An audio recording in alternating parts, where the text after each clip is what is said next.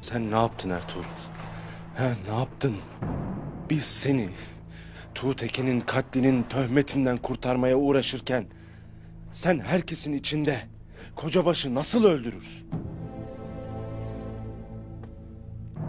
Gereken neyse onu yaptım abi. Sus. Allah aşkına sus Ertuğrul. Senin yüzünden anam içeride ecel terleri döker. Yok kardeşim yok. Ben bundan sonra senin yanında değilim. Ne halin varsa gör. Kocabaşı herkesin gözünün önünde nasıl öldürürsün? O bir haindi abi. Onu öldürmedikçe obaya sulh gelmeyecekti. Şimdi geldi mi obaya sulh?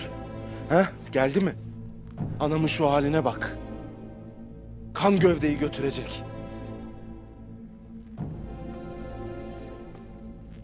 Daha Tuğtekin'in cenazesi bile yok ortada.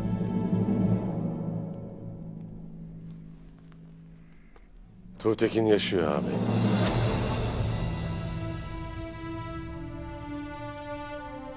Yaşıyor mu?